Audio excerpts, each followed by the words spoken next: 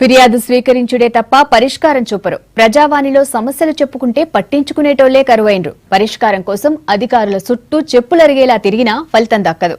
Greater వరంగల్లో పేరుకుపోతున్న ఫిర్యాదులపై స్పెషల్ స్టోరీ.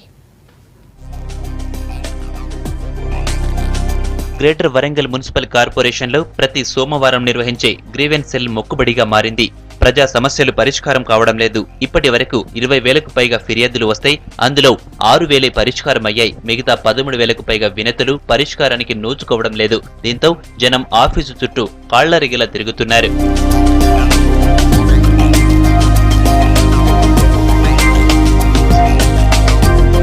ప్రజా సమస్యలను పరిష్కరించాలని మేయర్, కమిషనర్ అధికారులను ఆదేశించినా పట్టించుకోవడం లేదనే విమర్శలున్నాయి.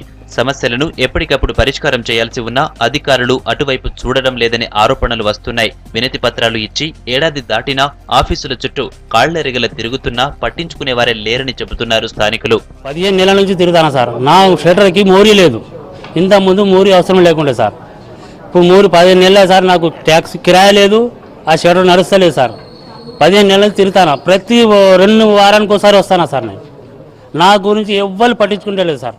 ఇప్పుడు ట్యాక్స్ కట్టు మళ్ళీ ట్యాక్స్ వాళ్ళు తాళం వేసి వస్తారు. మున్సిపాలిటీ ట్యాక్స్ తాళం వేస్తా ఉంటారు సార్. ఏం చేయాలి?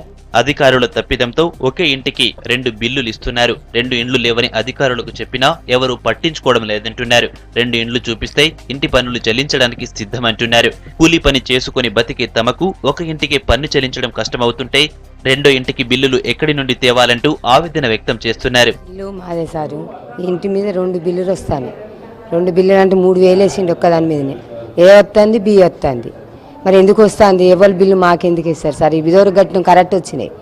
అప్పుడు కూడా ఒకసారి అంటే మున్సిపాలిటీ పోయిన అక్కడికి పోతే సారి చేసిండు. మళ్ళీ ఈసారి మళ్ళీ అట్లా వేసిండు. ఆయన అడుగుతా అంటాడు, తలుపులు బీక్కపోతాయి అంటాడు. అదే ఏ మీద ఇచ్చిండు, బి మీద ఇచ్చింది సార్. 2 ఒక్క నెంబర్ల మీదనే నా ఇంటి మీద ఎత్తాడు. సార్ ఏమంటాడు, మళ్ళీ కాశీబుగ్గ పోమ్మంటాడు. ఇప్పుడు 3 సార్లు వచ్చినాయి సార్ ఇక్కడికి. మళ్ళీ కాశీబుగ్గ పోమ్మంటాడు. అధికారులు మాత్రం ప్రజలు ఇచ్చిన వినతులను స్వీకరించి సమస్యలను ఎప్పటికప్పుడు పరిష్కరిస్తున్నామని చెబుతున్నారు. రోడ్లు, డ్రైనేజీ, తాగునీటి సమస్య పరిష్కారం కావాలంటే నిధులు కావాలి. ఆ నిధులు రావడంలోనే ఆలస్యం జరుగుతోందని చెబుతున్నారు. పెండింగ్ లో అప్లికేషన్స్ మాక్సిమం వరకు క్లియర్ చేశాము. ఏదైతే పెండింగ్ ఉన్నాయో అది ఫైనాన్షియల్ ఇంప్లికేషన్స్ చాలా పెండింగ్ ఉన్నాయి. అంటే వర్క్స్ ఏదైతే ఉన్నాయో చాలా హండ్రెడ్స్ ఆఫ్ క్రోర్స్ అవసరం పడుతుంది. ఎక్కడైనా ఒక్కొక్క వార్డులో డెవలప్ చేయాలంటే it takes a lot of money. So మన దగ్గర అంతా ఫైనాన్షియల్ మనం ప్రయారిటైజ్ చేస్తాం ఆల్ వర్క్స్ను, తర్వాత డెవలప్మెంటల్ యాక్టివిటీస్ని. దాని ప్రకారం మనం ఫండ్స్ అవైలబిలిటీని బట్టి టేకప్ చేయించుకుంటూ పోతాం. సో అది అలాంటిది అప్లికేషన్లో పెండింగ్ ఉన్నాయి. అధికారుల్లో జవాబుదారీతనం పెంచి నగరవాసులు ఇచ్చిన వినతులను వెంటనే పరిష్కరించేందుకు ప్రజాప్రతినిధులు, అధికారులు చొరవ తీసుకోవాలంటున్నారు స్థానికులు.